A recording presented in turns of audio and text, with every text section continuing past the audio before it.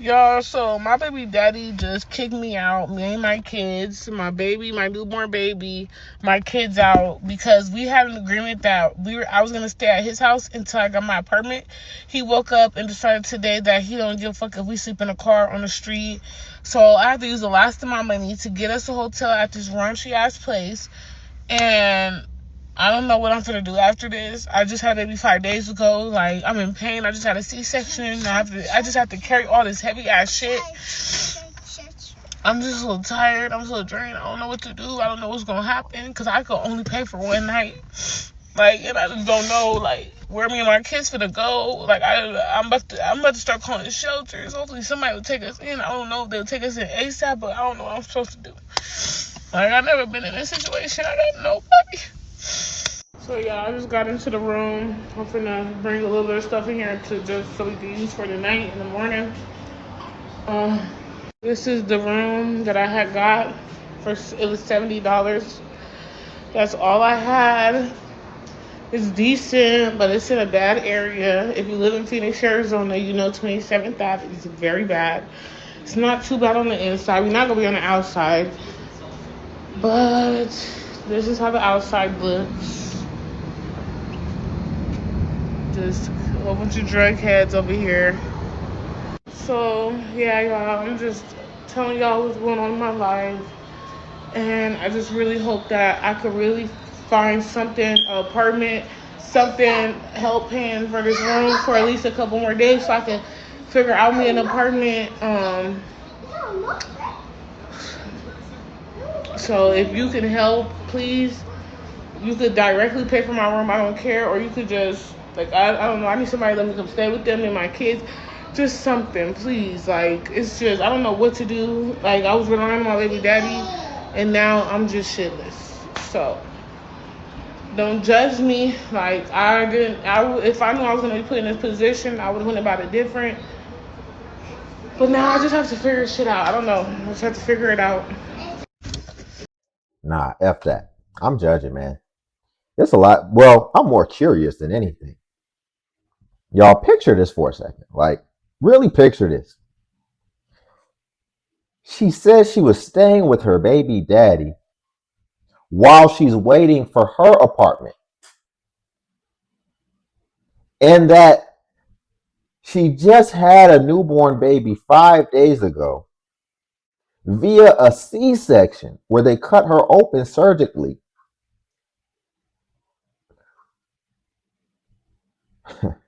I'm going to assume, just for pure entertainment, that the baby daddy that she was staying with while she was waiting for her apartment to be ready was the new father of the newborn baby she just had.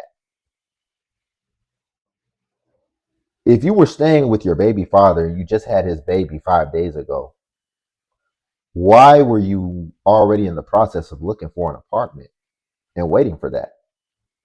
Were y'all not together? You just had his baby 5 days ago, and y'all aren't even together. As well as, see, here's the caveat: it's possible that those other two kids probably aren't this baby father's kids. So maybe he was just fed up of seeing them running around, and he decided, like, nah, it's just too much going on in my crib. But what I ultimately want to know is, like, what type of dudes are y'all like getting with and having kids with? You already had two. You decide to have another one, apparently, with a guy who will kick you out after you just went through surgery and delivered his baby 5 days ago. Is anyone else not confused about that or concerned about that? Y'all, let's just go ahead and get into the next clip. If you could like the video, I greatly appreciate it. Only takes a second and it actually does help out tremendously. Ever wondered what it's like to live at a homeless shelter? Spend the day with me and find out. So this was the sleeping quarters. We had about 40 women here, 40 men upstairs, and lights on at 6, showers from 4 to 6. Ain't nobody doing that. I showered at night. And this particular day was an inspection day, so you had to make sure that your bunk was nice and orderly and clean. No food. Apparently, that was like a big problem. And I liked being on the top bunk because I could fold my blankets a lot easier and it made it a little bit more private. And having a locker was probably one of the biggest game changers for me after spending 3 months living in a police station and carrying everything on my back with me at all times. Then we have breakfast from 6 to 7, usually something like bacon, grits, bagels, fruit, something simple like that. And then by 7:30 every day, you had to be out of the back area. They did not play about this, so you had to be ready and have everything that you would need for that day. Then I would go to the lobby, hang out, have my phone charge. Unfortunately, they would always play the news, so it's kind of like all you could really do there. Then I would go and have some tea once they cleaned and opened the dining area back up, and then I would do some journaling, which, contrary to popular belief, number one priority when you're homeless is your mental health. Then around 10 o'clock or so, I would go for a nice little geriatric walk and be back in time for lunch at 12. And honestly, the food was probably the biggest pleasant surprise of this entire experience. It was pretty much always very well-rounded meals. They put a lot of effort in. They tried to get creative. Unfortunately, this day it was not hitting with me because they put raisins in the rice, and I despise raisins, but the effort was there. Then they would usually close the lobby down for cleaning for about an hour, so if it was nice enough, I would go hang out in the courtyard, play some ukulele, serenade the other residents. Some of them loved it, some of them hated it. And then after my people battery ran out, I would go and seek solitude in this wonderful little hole in the wall that She's outside playing her ukulele at the homeless shelter. She said some people loved it, some people hated it. How do you know that they hated it? Did they say something? Imagine somebody cut that ish off. I found. Going to a homeless shelter, I was actually probably one of my biggest concerns was not being able to have enough solitude, and God led me to this absolutely beautiful little spot in between a couple of buildings. I was never ever bothered. It was so nice. And sometimes I would just go fuck around at the park for a little bit, because why not? Then I would be back in time for dinner at 5, and whether you've been gone all day or whether you just stepped outside for 5 minutes to smoke a cigarette, you have to be buzzed in, you have to get wanded down, you have to have your bags searched. I know it sounds like a lot, and honestly it kind of was, especially if you were in and out often like I kind of was, but I honestly felt a lot safer with a lot of these policies in place, and I understand why they had to do this. And also a shout out to Miss April, she was the best. And then for my favorite meal, dinner, and I couldn't even pick one dinner to show you guys. I had to show two because I just needed to show how absolutely amazing this food was. Genuinely, God bless whoever was in charge of that because it was incredible. And then sometimes they would have these really fun little activities that they would do. They'd have certain organizations come in and do things with the residents. This particular day was art therapy, but sometimes they would do things like yoga or breath work or, things like that. Nighttime showers from 6 to 9, honestly, they were very clean, nice hot water, and I never had any problems with it being super crowded or anything, so that was nice. And then I would go run the streets like a hooligan because we are restless. And then I would go back to my fun little spa. There's a little picnic table over there too, so sometimes I would find little friends and go hang out with them there. And you absolutely want to be back in the building by 8 o'clock for snack time. Whether it was cookies or chips or puddings or jellos, they always had the best snacks. Then after snack time is when you would really see things wind down. You see a lot more people either just hanging out in the lobby or chilling in their bunks. Some people would go back outside. I would go back outside sometimes. You just had to be back in by 11. Secure my knockoff Walmart. You know what's wild? Who knew I would become a homeless shelter expert? But it's dang near getting to that point. We review some of these, and I'm noticing a theme.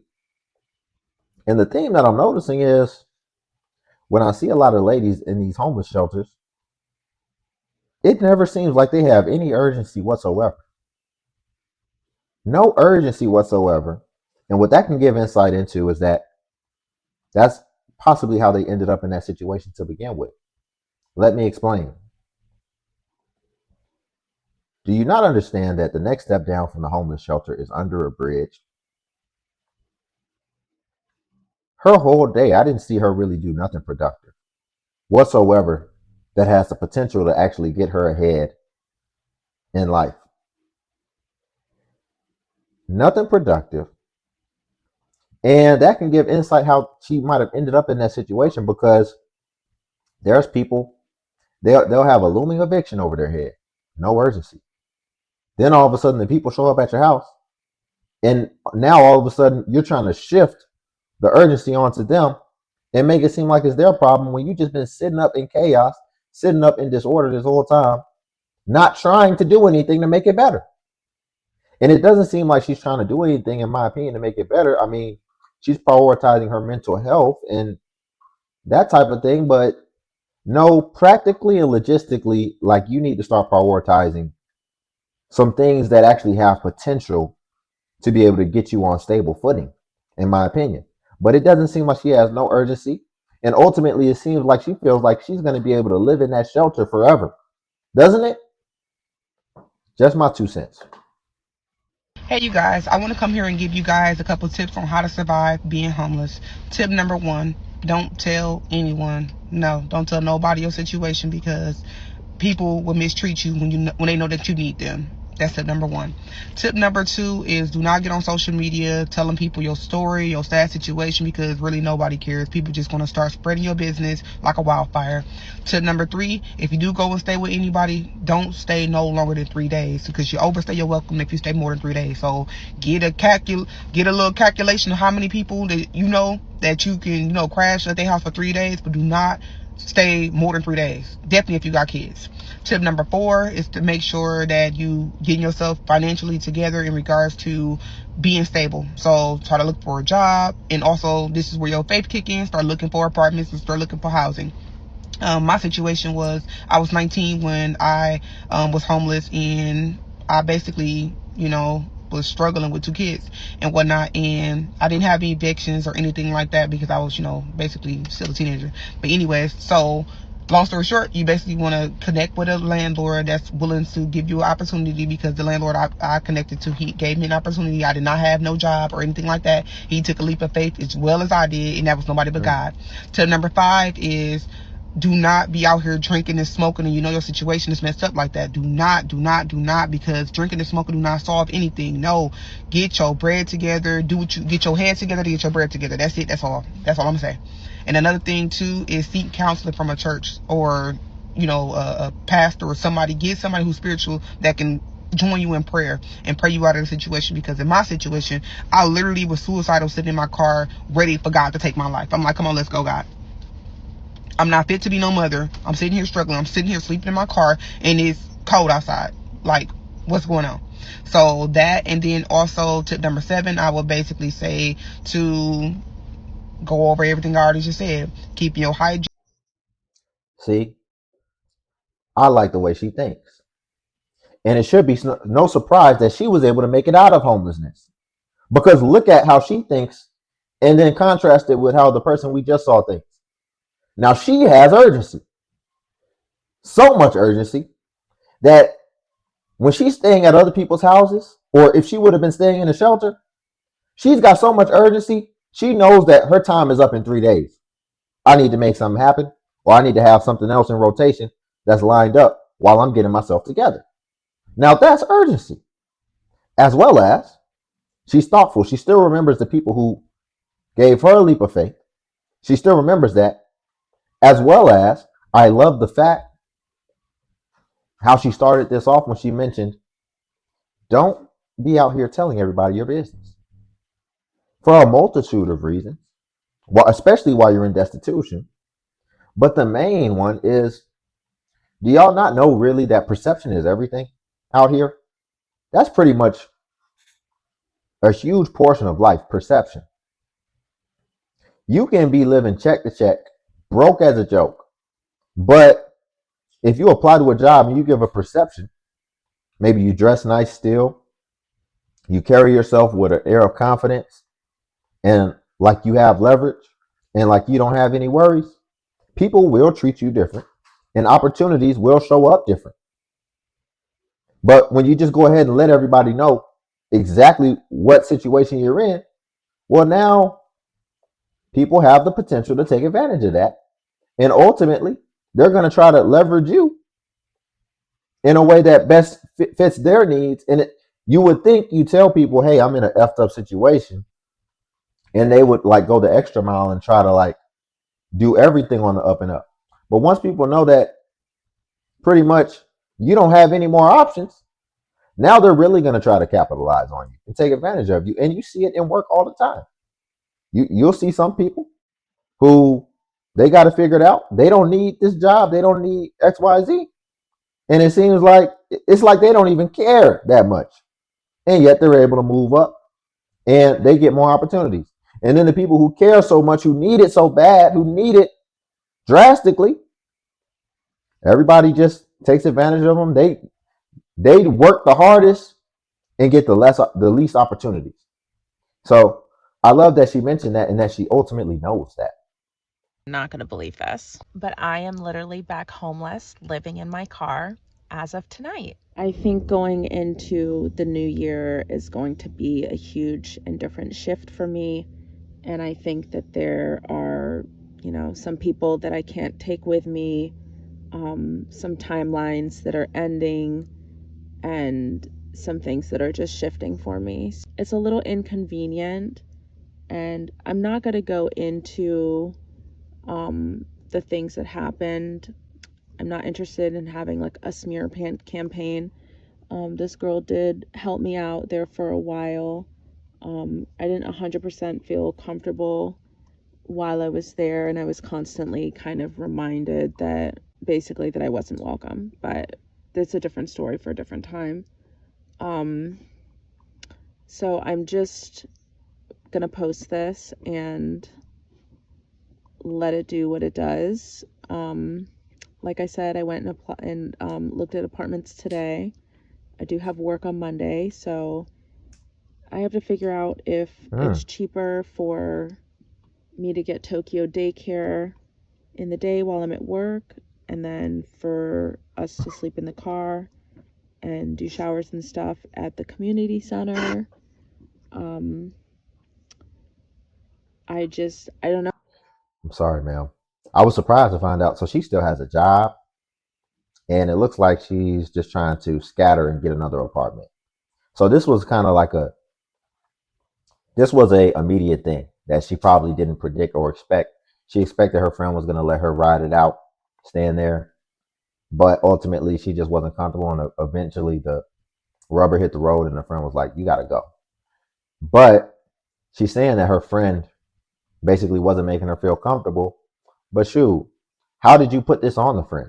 Did you just show up at their doorstep one day and like they had no other option?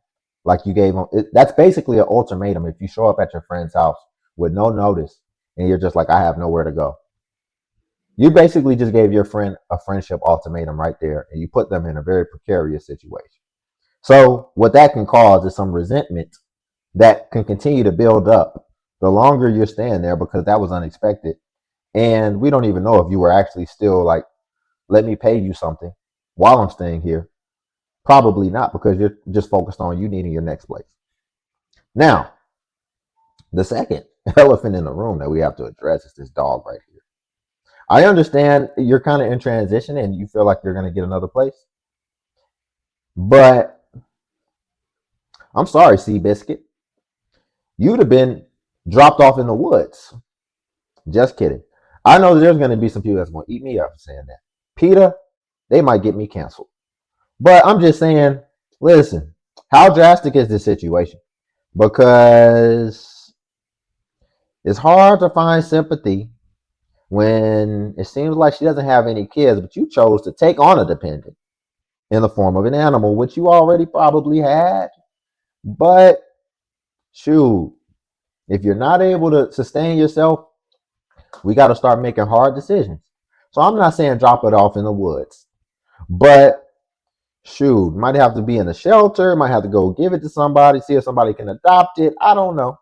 But I mean, let's hear the rest so we can close this out, because we are going a little over. And let's see if there are, any other things to hash out here. I'm going to be winging it. So Tokyo's very stressed out and very confused. But, I'm glad that he's out of a toxic environment. And, I don't want us to be in a place where neither of us feel safe or welcome, or disrespected. So I'm going to leave it at that.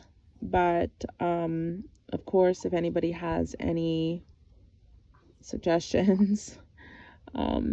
TikTok, you guys already know what to do. Let me know. And yeah, I'm going to show you our setup in the car. So as you guys know, the windows are blacked out. This is actually a memory foam mattress pad that I literally just got in the mail. So we're going to be sleeping on that. All of my stuff is packed up back there. The food that I got out of the fridge and freezer is actually under here, so I don't know what's gonna happen with that. It's probably gonna go bad. And me and Tokyo are gonna be sleeping here tonight. So I'm gonna actually take my shirt off and use it as a blanket on top of him. It's pretty warm in here right now. This is so sad. Nobody wants to see ladies in these type of positions like we review. But as far as Seabiscuit or Tokyo, whatever, listen, Tokyo, you're gonna have to adapt really fast. And she needs to get a, a boarded sign in a little cup. And Tokyo needs to learn some tricks ASAP. He needs to learn how to flip, how to roll, and shoot. Because we got to make some money. And you got to, Tokyo, you got to be bringing in some income. Otherwise, the shelter might be in your future. Now, I know people love dogs more than humans a lot of times. But listen, man, what are we doing? Y'all, we'll leave it there for today. If you could like the video, I greatly appreciate it. Only takes a second, and it actually does help out tremendously. Also, if you could hype the video, hype is a new feature that YouTube offers where it helps smaller content creators like myself. And basically, when you hype, it actually helps us and pushes us to the extent that it pushes the larger content creators. So you just press the hype button, and then it shows you the points. And since I am a smaller content creator, we actually get more points. And then also Patreon's link below if you want to see self-improvement content. But until then, I'll catch you in the next video.